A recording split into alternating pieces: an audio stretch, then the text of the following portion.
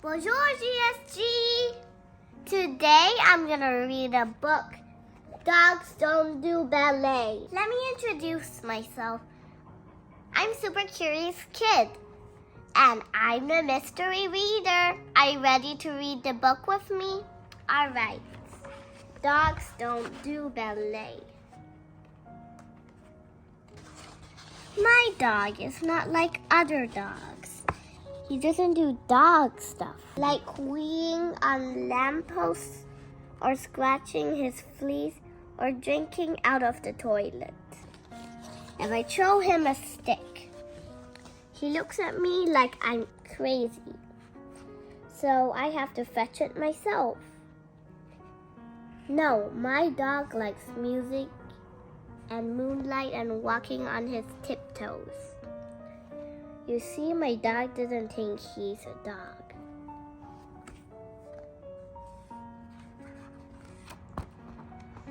My dog thinks he's a ballerina.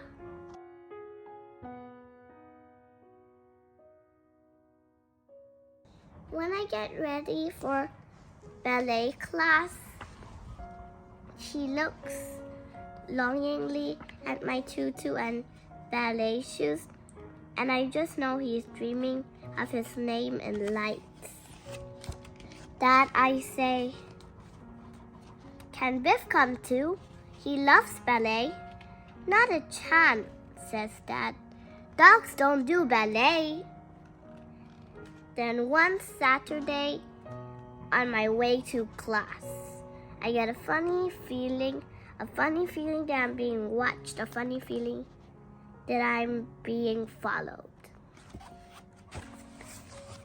When Miss Polly is teaching us a new routine, I think I see something peeking in at the window, something with a wet nose, something with a tail.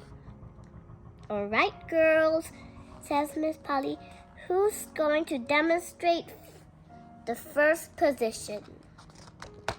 But before anyone can step forward, there is a loud bark from the back of the hall, and something furry rushes to the front. What is this? Asked Miss Polly, peering over her glasses. This, I say, is my dog. Well, take it away at once, says Miss Polly, wrinkling up her nose. Dogs don't do ballet. My poor dog stops wagging his tail and his ears drop down at the ends. I take my dog home and give him a bowl of doggy donuts, but he won't touch them. He just stays in his kennel for days and days. At night, he howls at the moon. For my birthday, I get tickets to the Royal Ballet. Can Biff come too? I asked Dad. He loves ballet. My dog pricks up his ears and wags his tail. No, says Dad. If I told you once, I've told you 1,000 times, dogs don't do ballet. As we wait for the bus, I think about my poor old dog, all on his own, howling at the moon. Then I get a funny feeling. A funny feeling that I'm being watched. A funny feeling that I'm not alone. The ballet is magical. The orchestra plays at the prima ballerina dances and prances and twirls and whirls and skips and... Oh no, she trips. Disaster, calamity. It's all over, I think. But somebody doesn't think it is over. No, somebody thinks it's just beginning. Somebody with big black eyes, somebody with pointy ears, somebody wearing my tutu. The audience gasps. dog, somebody shouts. Dogs don't do ballet. My dog turns bright red and looks at his feet. That's what I've always said, Dad mutters. But then the orchestra starts to play.